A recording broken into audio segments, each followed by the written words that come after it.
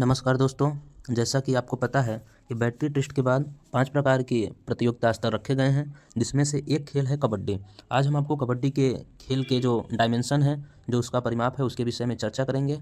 अगर आप अंत तक बने रहेंगे तो आपको कबड्डी से क्या इसका परिमाप होता है, क्या इसके खेल के नियम होते हैं, सारे डाउट क्लियर हो जाएंगे। आपसे आग्रह है कि आप अंत तक बने रहें। अगर आप अंत तक बने रहते हैं, इसके बाद भी आपको कोई प्रश्न रहता है तो आप कमेंट के माध्यम से बताएं। हम पूरा प्रयास करेंगे कि आपके प्रश्नों का उत्तर दे सकें। जैसा कि आप अभी स्क्रीन पर देख रहे होंगे, एक डायमेंशन हमने बनाया हुआ है, इस प्रकार से है, जो चारों तरफ से कोट को क्लोज किया हुआ है। इसके अलावा ये आपकी कोट की चौड़ाई हुई, ये कोट की लंबाई हुई। हम आपको बता दें 11x8 इसका डायमेंशन होता है, जो अभी हम खेल करवा रहे हैं बच्चों के लिए। बाकी और पुरुष एवं महिला के लिए इसका अलग अलग माप है। हम अंडर 16 और अंडर 14 जो खेल करवा रहे हैं, उस स्तर पर आपको बताएंगे कि इसकी लंबाई और चौड़ाई क्या होती है। अब आप देखेंगे यहाँ से यहाँ की दूरी 8 मीटर होती है, और इस प्रकार से यहाँ से यहाँ की दूरी यानी लंबाई 11 मीटर की होती है। अब 11 मीटर को अगर दो भागों में बांट दिया जाए तो 5.5 मीटर इस तरफ, 5.5 मीटर इस तरफ। अब आप देखेंगे कि ये जो मिडिल लाइन होती है, मध्य लाइन होती है, यहाँ पे हमने लिखा भी है कि मिडिल लाइन। आप ध्यान से देखते रहिए, सारे प्रश्न, सारे डाउट आपके क्लियर हो जाएंगे। जो बीच की लाइन है, आप देख सकते हैं, इसको हमने मध्य लाइन का नाम दिया हुआ है, यानी यहीं से जब रेडर शुरू करता है। हम आपको पहले बता दें कि रेडर क्या होते हैं। हो सकता है कि क्लियर ना हो, तो 7 खिलाड़ी एक कोर्ट में होते हैं, जिसमें से 3 पकड़ने वाले, जिनको हम डिफेंडर कहते हैं, और 4 जो होते हैं वो रेडर बोले जाते हैं। 4 से ज़्यादा आप रेडर नहीं ले सकते हैं। 4 खिलाड़ी रेडर, यानी रेड करने में उन्हें बार बार प्रयास किया जाता है। 3 होते हैं डिफेंडर, अगर वो 4 आउट हो जाते हैं तो इसी में से जाते हैं, या ये आउट हो जाते हैं तो ये जाते हैं। ऐसा कोई नहीं होता है कि कौन जाएगा कौन नहीं जाएगा, मगर प्रयास ये किया जाता है कि प्रत्येक टीम में लगभग मैक्सिमम ज़्यादा से ज़्यादा 4 रेडर आप रख सकते हैं जो खेलने के लिए जाएंगे, 3 डिफेंडर जो पकड़ने के लिए होंगे।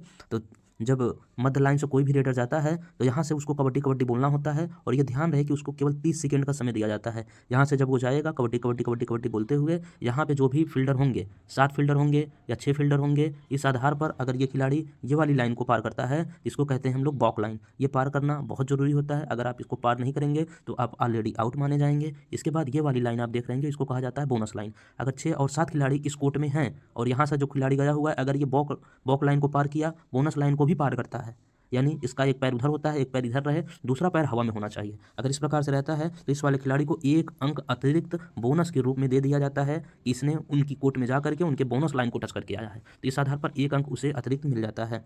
और हम लोग ध्यान रखेंगे कि इस प्रकार से होता है।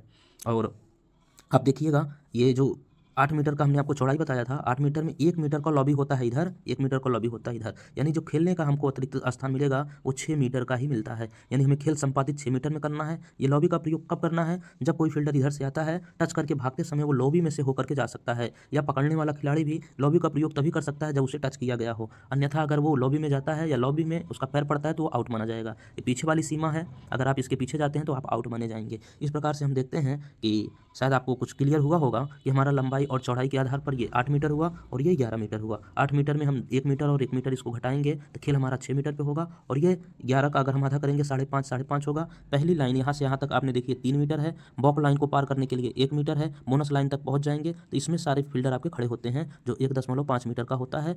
6, 7, 5, 4, 3, 2 ऐसे खिलाड़ी होते हैं जो यहाँ पे खड़े होते हैं।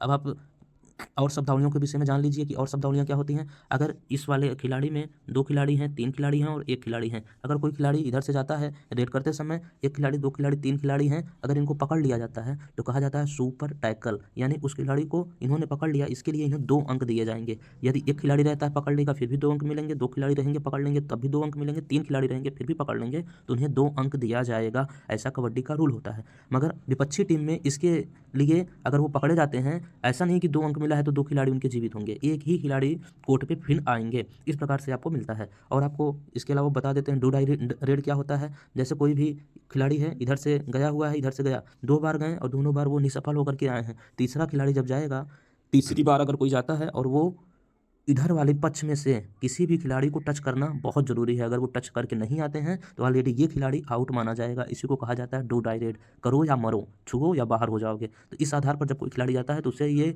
100% करना होता है कि वो इस कोर्ट में से किसी एक खिलाड़ी को टच करके ही आए। अगर वो नहीं करके आता है तो ऑलरेडी वो आउट माना जाएगा। जाते समय इधर वाले खिलाड़ी अगर अपने आप में समझ रखते हैं तो 30 सेकंड में लगभग 15 से 18 सेकंड तक इस खिलाड़ी को परेशान करते हैं, उसके बाद उसको आराम से टच कर लेते हैं। इस प्रकार से कबड्डी का जो आप डायमेंशन देख रहे हैं समझ पाए होंगे। और इसके अनेक रूल हैं। खेल शुरू करने के पहले सारे खिलाड़ियों का नाखून जरूर चेक कर लें कि नाखून बड़ा तो नहीं है, हाथ में कड़ा नहीं होना चाहिए।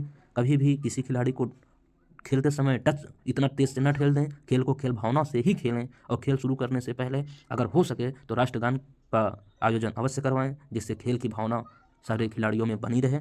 खेल को करवाते समय किसी भी खिलाड़ी को जोर ज़बरदस्ती इस प्रकार का कोई ना करें। खेल के बाहर आप बात करें, विवाद करें, जो भी हो ठीक है, मगर खेल के पिच पर खेल से संबंधित अगर आप किसी प्रकार की करते हैं तो जो अंपायर होते हैं वो आपको ऑलरेडी कार्ड होते हैं, आपको कार्ड दे देंगे तो आप खेल से बाहर हो जाएंगे। अगर आपको इससे अलावा भी अगर किसी प्रकार की जानकारी चाहिए तो आप ज़रूर कहें या कमेंट में बताएं। हम ज़रूर प्रयास करेंगे कि आपके जो भी प्रश्न होंगे उन्हें दूर करें। अंतिम प्रश्न हम आपसे करके जाते हैं, वह कौन सा देश है जिसका राष्ट्रीय खेल कबड्डी है?